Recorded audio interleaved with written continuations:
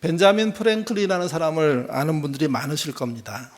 가난한 집안, 특별히 형제가 17명인데 그 중에 15번째로 태어난 사람입니다. 정규 교육을 2년밖에 못 받았습니다. 근데 그가 최초의 미국인 또는 미국 건국의 아버지라고 불립니다. 그는 발명가입니다. 피레침을 만들었고요. 다초점 렌즈, 제가 쓰고 있는 다초점 렌즈가 그분이 개발한 것이고 그것 이외에도 한 10여 가지를 개발했는데 놀라운 건 특허를 내지 않았습니다. 그 방법 모두를 즉각 공개했습니다. 그가 공공도서관을 만든 사람이라고도 알려져 있고요. 소방대, 병원, 그리고 우체국 시스템을 만들었다고도 알려져 있습니다. 지금까지 쓰이는 것 중 특별히 개인에게 가까이 와 있는 것이 있는데 그게 다이어리입니다. 프랭클린 다이어리라고 아주 유명한 다이어리가 존재하죠.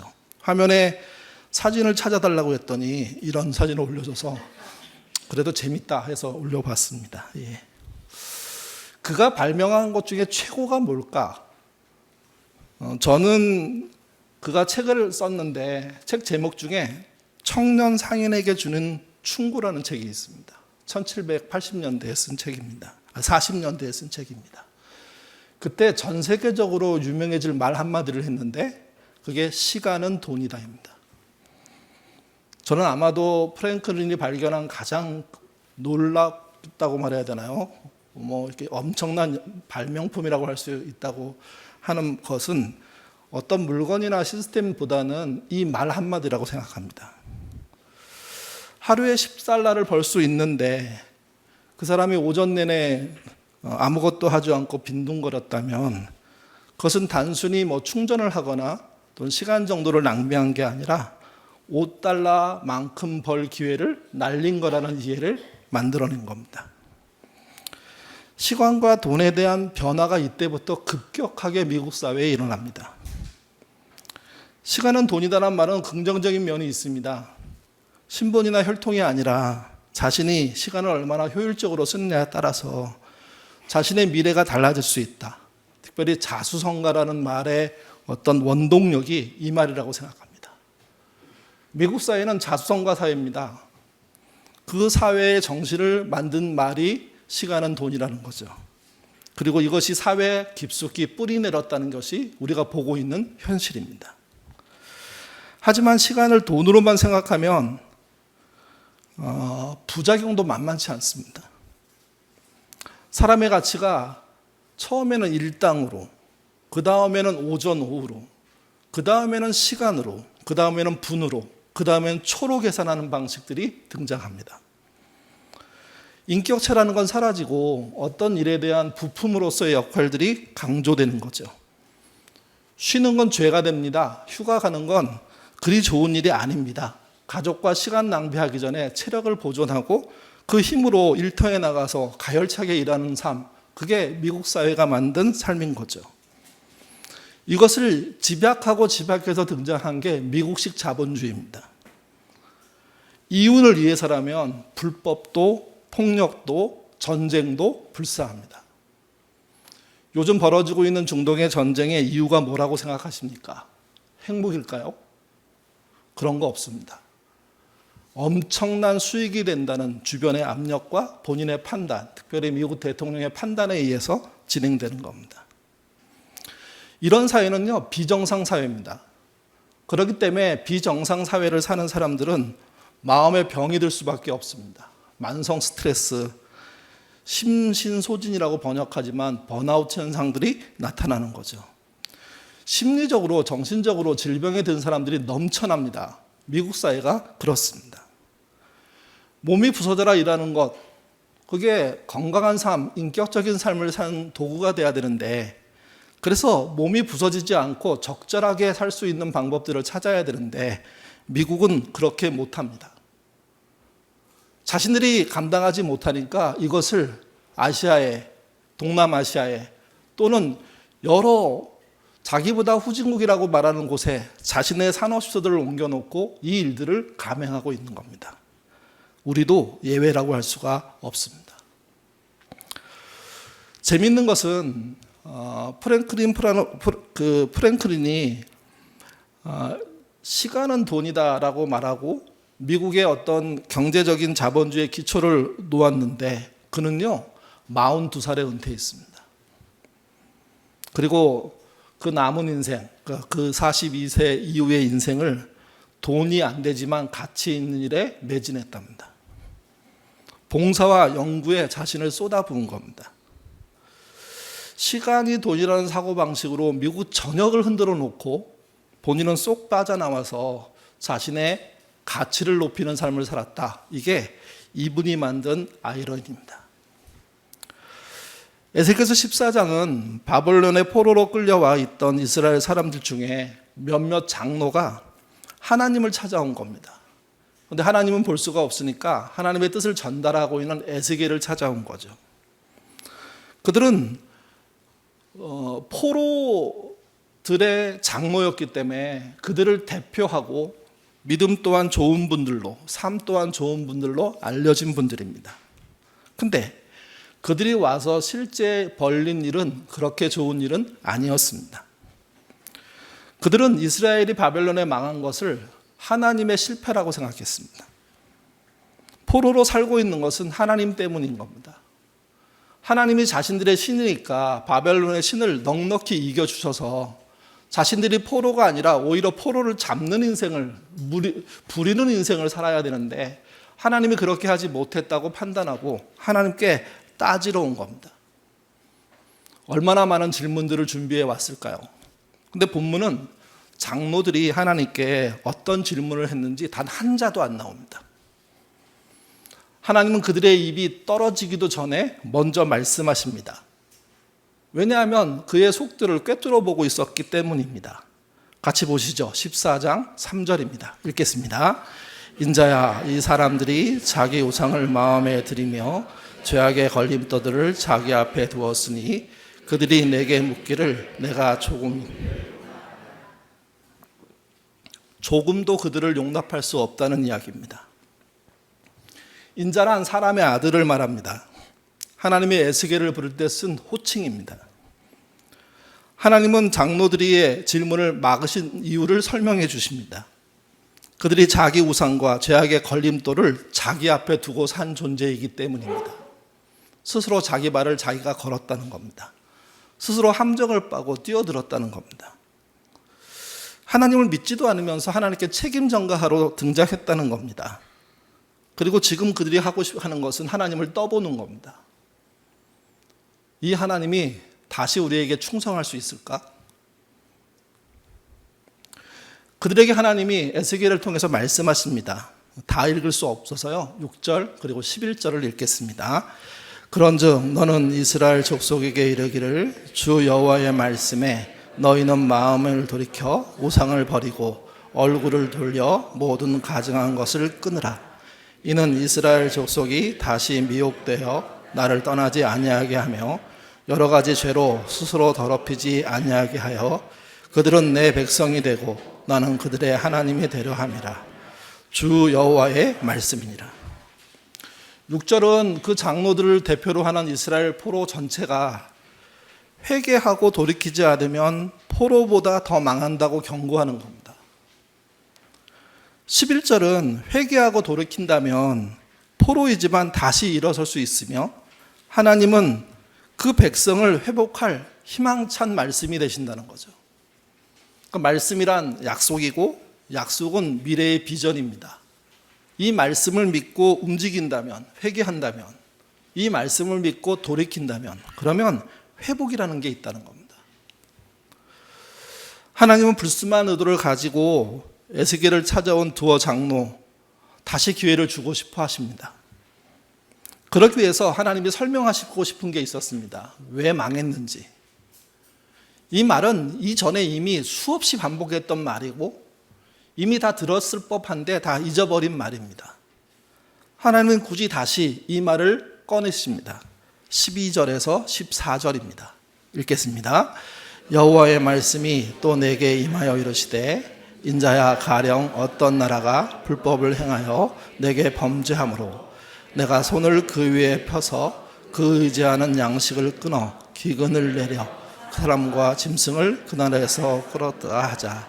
비록 노아, 다니엘 이 세 사람이 거기 있을지라도 그들은 자기의 공의대로 자기의 생명만 건지리라.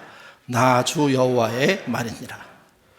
13절의 가령이라는 말은 혹시 그럴지도 모른다는 추측을 말하는 게 아닙니다. 하나님의 공의가 집행되면 하나님의 공의가 집행되는 보편적인 원리를 말하는 겁니다. 그 말을 짧게 표현해서 가령이라는 말로 문장을 시작하는 거죠. 어떤 나라가 하나님을 반역하고 죄를 지었을 때 하나님은 그 나라에 기근을 내리실 수 있다는 겁니다. 그 기근으로 인해서 사람과 짐승이 어마어마한 고통을 당하고 죽는 일까지 발생할 수 있다는 거죠. 이것을 막을 사람이 존재하느냐 하고 질문하는 겁니다. 세상에 기근이 있고 세상에 전쟁이 있고 세상에 뭔가 난리가 난다고 하더라도 그것도 못 막지만 하나님이 한 일이라면 더 못 막는다는 거죠. 막을 방법이 없다는 겁니다. 그런데 14절로 가면 막을 법한 사람이 등장합니다.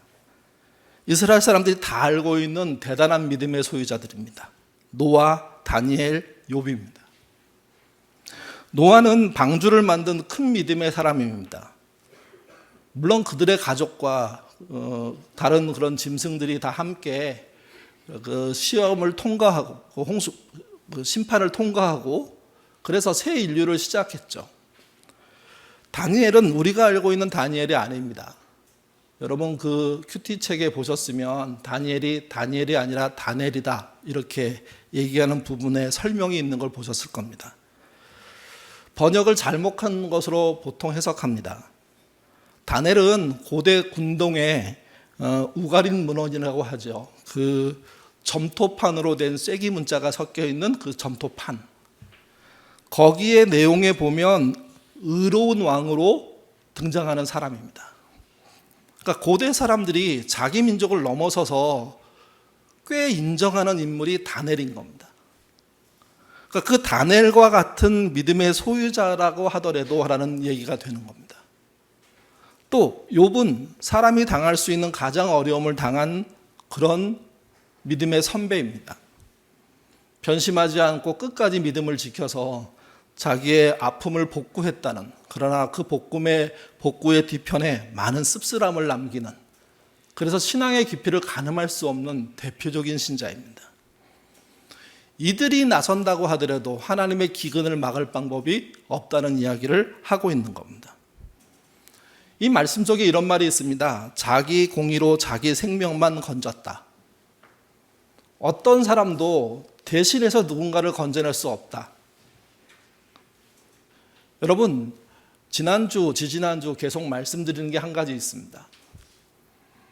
나라가 망하려면 지도자 한두 명이 잘못한 것으로 망하지 않습니다. 물론 지도자의 비중은 일반 시민에 비해서 엄청나기 때문에 피해는 어마어마할 겁니다. 근데 지도자 한두 명이 잘못된 길로 갈 때 국민이 선동당하지 않고 그 길을 막아서면 그러면 그 잘못된 길은 막히는 겁니다. 백성이나 국민이나의 역할이 선동당하지 않아야 하는 겁니다. 특별히 누구에게? 악한 지도자들에게. 지난번 계엄에 정부의 수뇌들이 움직였습니다. 움직이는 그 순간 동시에 그것에 저항하는 시민들이 나섰습니다. 아마 그들은 자신들이 법을 선포하고 계엄을 선포하고 군대를 움직이면 꼼짝 못하고 시민들이 갇혀 있을 거라고 생각한 겁니다. 그런데 어느 순간에 뛰쳐나간 사람들이 전국에서 국회 앞으로 몰려들었습니다. 아무것도 움직일 수 없는 상황이 된 겁니다. 국회의사당 안쪽에서는 어떤 일이 벌어집니까? 수백 명이 모여서 들어오는 군인들을 다 막아내고 있습니다. 실제 지도자들이 나쁜 생각, 악한 생각, 나라를 망칠 선동을 한다고 하더라도 백성이 그 선동에, 국민이 그 선동에 반응하지 않고 막아선다면 그로 인한 잘못된 일들은 벌어지지 않는 겁니다. 유혈 사태가 날 수가 있고 피해가 있을 수 있지만 그러나 나라가 끝장나지는 않습니다. 나라가 끝장났다는 것은 악한 지도자도 있고요. 동시에 악한 백성들이 우글우글거리고 살고 있다는 겁니다. 악한 지도자의 말 한마디에 악한 백성들이 너도나도 환호하고 쫓아가고 있다는 겁니다. 마치 피리를 부는 사나이가 모두를 인솔해서 물에 빠져 죽는 것처럼 그렇게 망하는 것, 그걸 말하는 겁니다. 그런 상황이 됐을 때 아무리 의인이라고 하더라도 자기 공의로 자기 생명만 건질 수 있지 자신 이상을 넘어갈 수 없다는 이야기가 이 본문이 하고 있는 말입니다. 에스겔은 하나님의 말씀을 통해서 이 이야기를 3번 더 합니다. 도합 4번 합니다. 4번 똑같은 얘기를 반복한 이유가 뭘까요? 알아들으라는 거죠. 너희가 망한 이유는 내가 바벨론 신에게 져서가 아니라 너희가 악한 선동에 함께 움직였기 때문이다. 이럴 때 믿음의 선각자들의 역할이란 자기를 구원하는 것 말고는 할 수가 없다. 잊지 마라.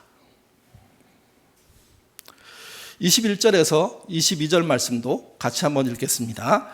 주 여호와께서 이같이 이르시되 내가 나의 4가지 중한 벌, 칼, 기근, 사나운 짐승과 전염병을 예루살렘에 함께 내려 사람과 그 해가 더 심하지 아니하겠느냐. 그러나 그 가운데 피하는 자가 남아있어 끌어 나오리니 곧 자녀들이라. 그들이 너희에게 나오리니 너희가 그 행동과 소행을 보면 내가 예루살렘에 내린 재앙 곧 그 내린 모든 일에 대하여 너희가 위로를 받을 것이다. 21절은 앞에서 설명드린 그 이야기를 4번 반복한 것을 짧게 요약해 줍니다. 칼로, 기근으로, 사나운 짐승으로, 전염병으로 하나님이 나라를 망하게 한다면 어떤 의인도 자기 말고는 구원시킬 수 없다. 이 얘기를 또 반복하는 겁니다. 그리고 22절로 가면 이스라엘이 망한 이유가 바벨론 텔라비브 수용소에 잡혀온 이스라엘이 망한 이후에 바벨론 텔라비브 수용소에 잡혀온 포로들에게 가능성에 대한 이야기를 하십니다. 그때 등장하는 말이 자녀들입니다. 나라가 망해서 포로로 잡혀왔는데 하나님이 다시 자녀들로 인해서 위로를 주시겠다는 거죠. 하나님은 포기하지 않았습니다. 망하기로 작정하고 대드는 자들이 심판받게 한 동시에 하나님은 포로로 사람들을 빼내서 안전한 곳으로 보내신 겁니다. 그들은 포로였기 때문에 억울하고 힘들고 고통스러웠는데 하나님은 오히려 한 곳에 모아놓고 보호하셨다는 거죠. 그리고 그들의 후손으로부터 다시 시작하시겠다는 겁니다. 그래서 그 말씀 속에 위로라는 말이 등장하는 겁니다. 왜 포로로 잡혀온 이들이 하나님의 자녀가 되고 이스라엘 모두에게 위로가 될까요? 23절 말씀 같이 읽겠습니다. 너희가 그 행동과 소행을 볼 때 그에 의해 위로를 받고 내가 예루살렘에서 행한 모든 일이 이유 없이 하는 것이 아닌 줄을 알리라. 주 여호와의 말씀. 하나님이 이스라엘이 망하는 것을 막지 않으셨다는 겁니다. 망해야 된다고, 심판을 받아야 된다고, 그나마 그래야 정신을 차린다고 생각하셨기 때문에 망한 겁니다. 하나님이 절대로 망하지 않게 하겠다고 하면 망하지 않을 수밖에 없는 거죠. 망할 수 있는 상황이 됐고 하나님도 더 이상 이걸 말리는 것은 누구에게도 좋지 않다고 생각하시니 망하게 두셨고, 근데 망한 사이에 포로를 빼내셨고, 그리고 그들이 안전한 곳에서 물론 포로 생활이지만 자기의 민족성과 하나님을 기다리는 시간들을 갖게 하셨고, 그리고 하나님이 초기 10년 안에 그들을 찾아가셔서 만나신 겁니다. 에스겔은 그걸 전달한 사람이고 그 말을 들은 이스라엘은요, 그래서 이제 새로운 계획들을 갖게 되는 겁니다. 이 말씀 속에 중요한 게 한 가지 있습니다. 회복에 대한 겁니다. 회복이 어떻게 일어나나? 제대로 된 회개와 돌이킬 때 일어납니다. 회개와 돌이킴을 다르게 보고 있다는 사실을 잘 들여다보셔야 됩니다. 회개란 잘못을 깨닫는 것을 말하고 뉘우치는 것을 말합니다. 아, 잘못이구나. 뉘우치지 않으면 회개가 아닙니다. 잘못인지 알고 뉘우치는 거죠. 돌이키는 것은 원상복구를 말합니다. 이것도 3주 내내 말씀드리고 있지만 성경에서 원상복구는요 120% 보상입니다. 남의 것을 빼앗았으면 120%로 갚으셔야 됩니다. 요즘 SNS 시대이니까 계속 또 말씀드립니다. SNS 상태에서 한 번 남을 비방했다면 그게 사실이 아니고 그에게 악한 영향을 끼쳤다면 120% 갚아야 됩니다. 근데 120% 갚는 게 쉽지가 않잖아요. 2번 이상으로 갚으셔야 됩니다. 공개적인 사과와 회개로. 10번 했다면 12번 이상이 돼야 됩니다. 이걸 율법적으로 그렇게 따지냐? 진심만 통하면 되지? 아니요. 진심은 횟수와 관련되어 있습니다. 원칙을 지키는 것과 관련되어 있습니다. 자기는 엄청난 피해를 주고 단 한마디로 회개하고 빠져나가겠다는 게 밀양의 심보 아닙니까? 많은 그리스도인들이 여기에 은혜를 받는데 죄송하지만 그 회개 안 된 겁니다. 돌이키지 않았기 때문에. 돌이키셔야 됩니다. 원상복구라는 걸 완전히 해낼 수 없지만 원상복구의 정신으로 끝까지 최선을 다하는 노력, 그리고 내가 피해를 입힌 사람이 너무 어마어마한 피해라면 평생 그 앞에서는 죄인으로 사는 태도, 이게 진짜 회개하고 돌이키는 내용이 되는 겁니다. 그렇기 때문에 이런 회개를 하지 않은 분들이 나는 하나님께 용서받았다고 말하는 것은 미안하지만 착각입니다. 아무 일도 벌어지지 않았습니다. 그 대가를 치를 날만 남은 겁니다. 말씀을 무섭게 하고 싶어서 무섭게 하는 게 아니라 이게 사실이기 때문에 이스라엘이 망한 이유는 이것을 지키지 않았기 때문에 망한 겁니다. 하나님은 수없이 많은 기회를 줬는데 그들은 회개하는 정도, 내가 좀 잘못했네, 여기서 멈춘 겁니다. 그리고 즉각 하나님이 살아계시다면 우리가 질 수 있어? 하나님이 잘못했네 라고 넘어가는 거죠. 하나님은 기회를 주시고 싶은 겁니다. 그리고 기회를 만들어 오셨습니다. 특별히 오늘 본문 14절은 그 기회가 무엇인지 결론을 보여주는데 그게 위로가 될 것이다. 누구를 통해서? 자녀를 통해서 그런 일이 벌어질 것이다 라고 말씀하시는 겁니다. 에스겔서 14장의 맥락은요, 오늘날 부모들에게도 적용할 수 있습니다. 부모는 자녀에게 하나님의 살아계심과 공의를 증명하는 통로가 돼야 됩니다. 부담스럽지만. 저도 엄청 부담스러운 말이고 어려운 말이고 곤란한 말입니다. 이걸 생각하면 과연 내 자녀 앞에서 나는 주님의 살아계심을 보여준 적이 있나 할 정도로 후회스러운 게 맞는 게 현실입니다. 근데 지금이라도 잊지 않아야 될 것은 살아계심을 공의를 통해서 보여주는 노력을 해야 한다는 겁니다. 자녀가 어느 정도 이해할지 모르겠습니다. 근데 그 자녀가 하나님은 정말 공평하시고 믿을 만한 분이구나를 부모를 통해서 이해하게 된다는 거죠. 물론 부모 아니고 이 땅의 많은 사람들, 목사를 통해서든 교회 장로님을 통해서든 또는 선생님을 통해서든 또는 지인을 통해서든 그런 기회가 있어야 됩니다. 근데 그런 책임을 제일 많이 진 자가 누구냐? 부모라는 거죠. 자녀에게 평생 흔들리지 않는 영적인 위로와 확신을 주는 노력과 수고는 부모가 가장 많이 할 수 있습니다. 그 일을 하시는 게 우리의 역할이라고 생각합니다. 이 부모를 생각할 때 3가지 정도 말씀드릴 수 있습니다. 첫 번째가 일관성 있는 삶입니다. 에스겔서 14장의 장로들은요, 겉으론 경건했습니다. 그들의 대표였습니다. 근데 마음에는 우상을 품고 살았다고 하나님이 말씀하십니다. 말과 행동이 불일치했습니다. 자녀에게 가장 큰 혼란은요, 부모의 말과 행동의 불일치입니다. 말과 행동의 불일치가 일어났고 깨닫게 됐으면 그것을 만회하는, 사과하는 일들이 있어야 되는 거죠. 흔하게 말하면 교회에서의 모습과 집에서의 모습이 같아야 한다는 겁니다. 나쁜 쪽으로 같아서는 안 됩니다. 좋은 쪽, 공평과 정의로 같아야 됩니다. 자녀가 부모의 삶을 가까이서 지켜볼 때 어느 날 우리 부모는 진짜 하나님을 믿는구나. 우리 부모는 정말 정의롭게 살기 위해서 애쓰고 있는구나. 완벽하기 때문에 깨닫는 거 아닙니다. 부족하지만 그 노력이 너무 독특하고 특별하고 자기 눈에 잡혀서 그렇게 인정할 수밖에 없는 상황으로 가는 겁니다. 두 번째는 고난을 이겨냄으로 보여줄 수 있습니다. 에스겔서의 포로들은 고난 속에서 하나님을 의심했습니다. 원망했습니다. 그러나 우리들은 그렇게 하지 않아야 합니다. 우리가 오래 살게 되면서 알게 된 것은 생각보다 더 많은 질병이 우리를 괴롭히고 더 오랫도록 병과 함께 살 수밖에 없다는 겁니다. 실패할 수도 있고 경제적으로 또는 어려움을 당할 수 있고 특별히 몸이 아플 수 있는 이런 상황들 속에 믿음 있게 행동하십시오. 이 믿음이란 아프지 말란 뜻이 아닙니다.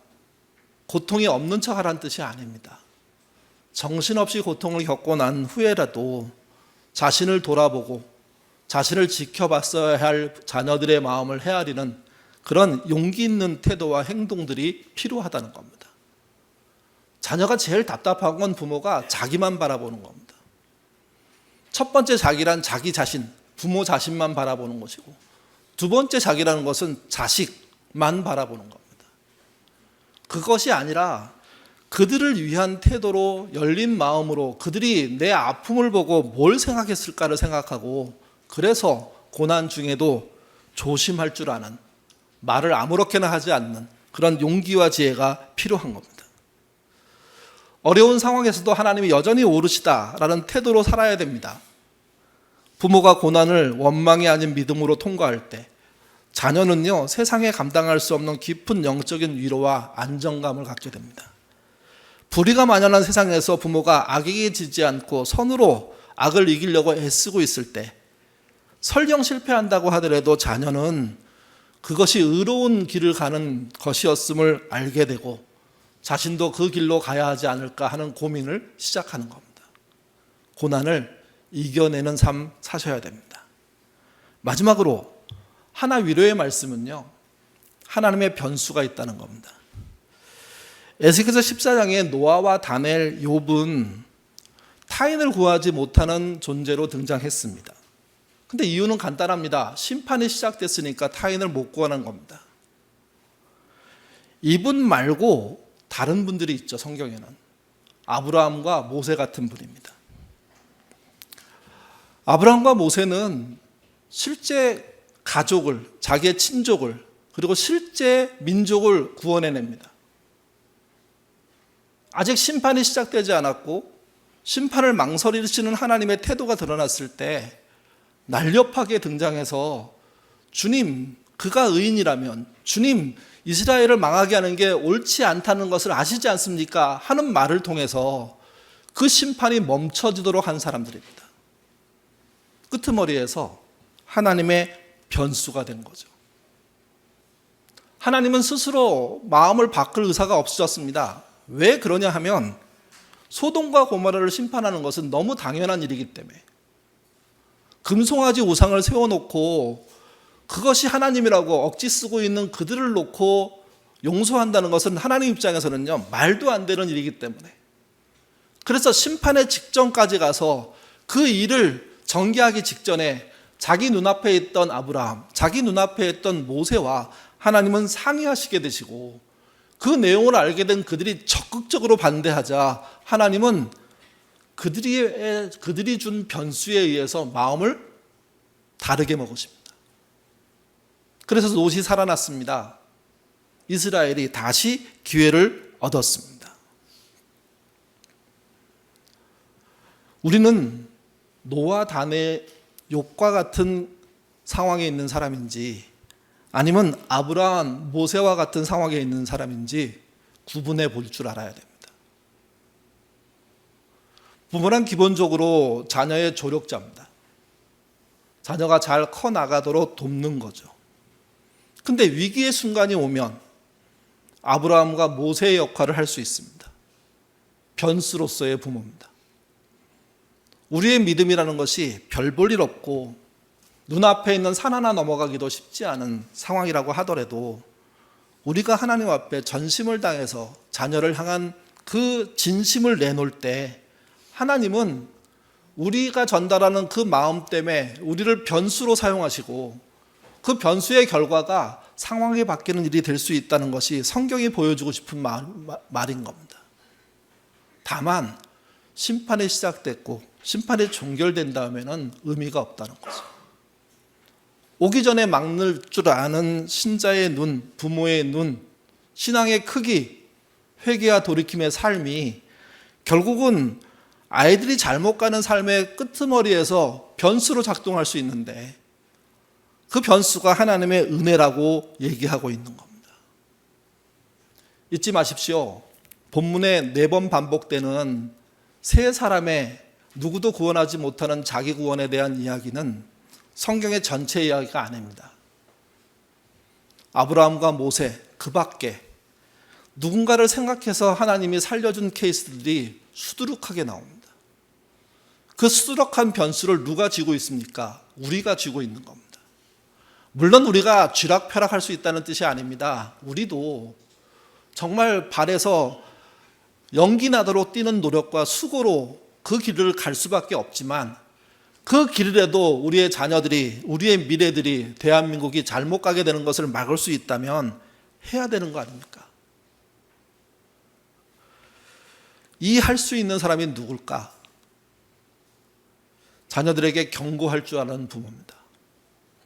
그리고 함께 고치는 부모입니다.